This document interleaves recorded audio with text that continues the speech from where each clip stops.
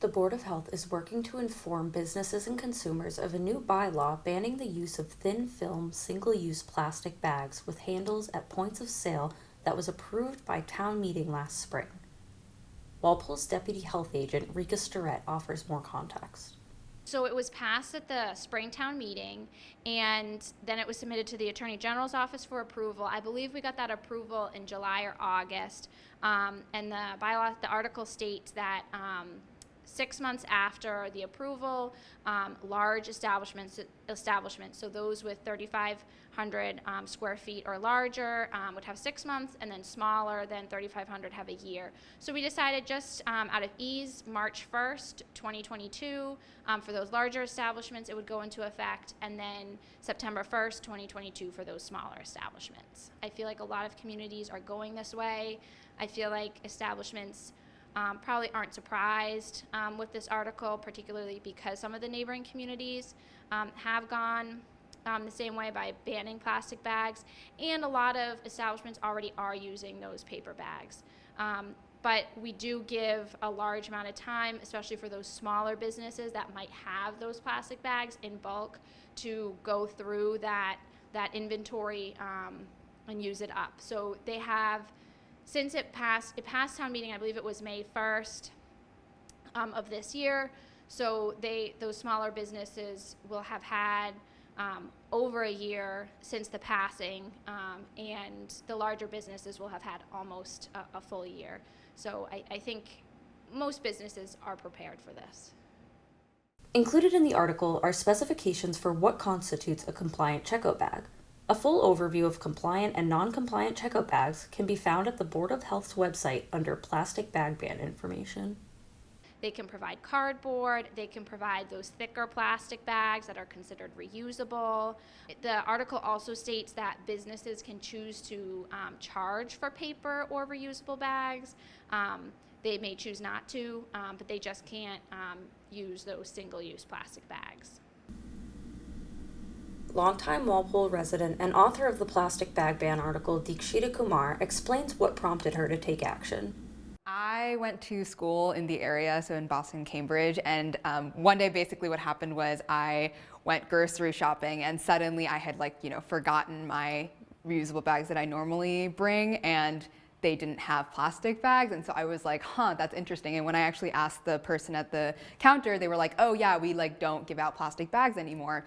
And I noticed that this was a trend for every single grocery store that I went to, and so then I started to look into whether or not kind of what was going on, and I learned that Boston, and I believe Cambridge as well, have plastic bag ordinances where basically stores are not allowed to distribute plastic bags, or they have a fee attached to them. So then I started to look into just generally in the Massachusetts area, what people are doing around plastic bags. And I was like, oh, that's actually pretty cool that the city has actually taken this great step for the environment.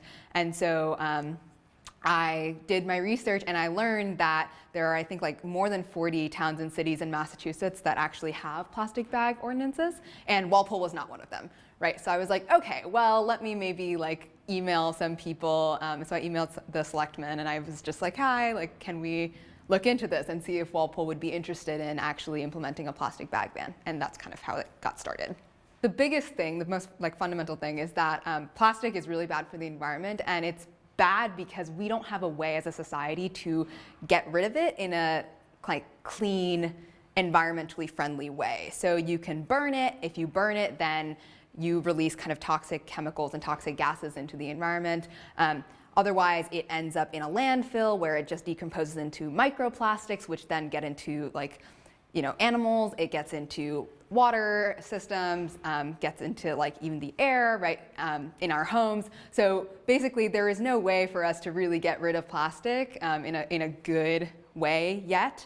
And so, in general, as a society, I think we are seeing everyone has recognized this, and so we're moving towards a more plastic-free world, or at least a world in which plastic use is very minimal and highly recycled, because right now plastic is not recycled at nearly the rates it should be recycled at.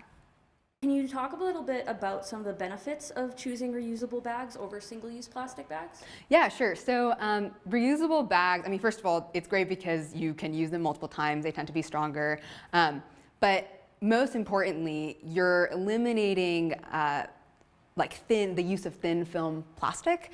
And I know that a lot of us have these, at the grocery store, we have these recycling centers where they can actually take the plastic bags that we use. Those actually, for the most part, vast majority of the time, don't actually get recycled because of contamination. And so a lot of the times it just kind of gets thrown out anyway. So being able to use reusable bags is great because, I mean, it first of all eliminates the use of those kind of plastic bags, but also I don't know, I personally find them very convenient. And did you face any kind of pushback or skepticism before the article was passed? If so, how was that addressed? Sure. So we did a lot of interviewing with the businesses in Walpole. So I'll answer this both from the business side and from the consumer side. So business side, we interviewed, I want to say more than 70 businesses in Walpole that would actually be affected by this. So people who are actually, businesses that are giving out bags to customers or have objects that customers would need a bag for. And we found that in the vast majority of cases, either the businesses have already transitioned to paper or plastic bag alternatives, or they were very receptive to the fact that we as a society should be moving away from plastic bags. And so they were like, yeah, this would be fine. It would just be a quick call to a manager. So from the business side, we didn't really get that much skepticism or that much pushback.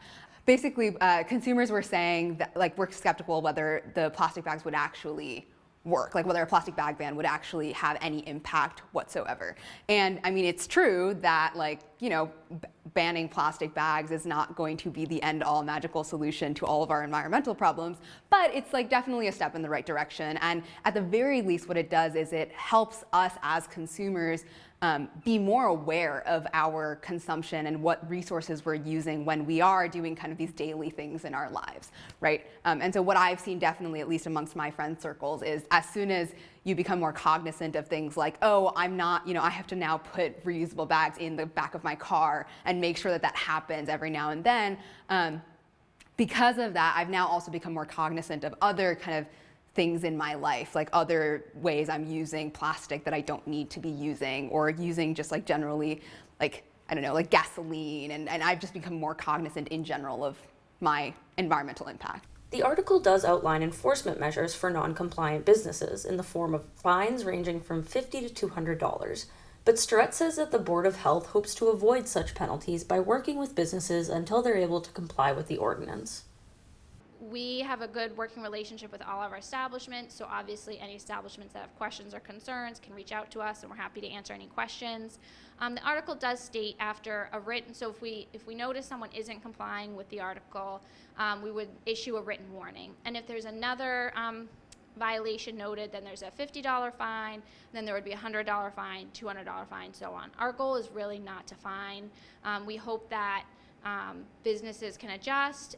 We understand there might be a small adjustment period, and we're willing to work with you on that, but we're hoping everyone will comply and we won't have to issue any fines. But everyone gets at least one written warning prior to any fines being issued. Also available on the Board of Health's plastic bag ban information page is a list of companies that sell ban-compliant checkout bags for retailers to prepare. And finally, is there anything else you think Walpole consumers should know about the plastic bag ban? Just if you have any questions, again, contact our office and get those reusable bags. I feel like that's something that is a giveaway in so many places. So if you see it as a giveaway, you don't have any, grab it. I know we have some reusable bags in the Walpole Health Department in case anybody needs one. I know that the recycling committee at the farmers market was giving some away. Walpole Green, they also have some bags. So I feel like you can find reusables. Just keep a couple in your car in case you forget yours at home, then you at least have one in the car that you can use. But you should still be able to get some sort of bag at the grocery store. It just won't be that single-use plastic bag. And there are some exemptions. So In the produce aisle, those small bags that don't have handles that you put your produce in, those will still be there.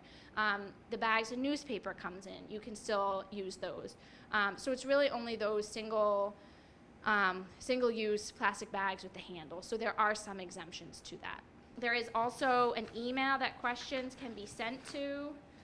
It is walpolebagban@gmail.com. And yeah, just reach out, come by the health department, give us a call, or send your questions to that email.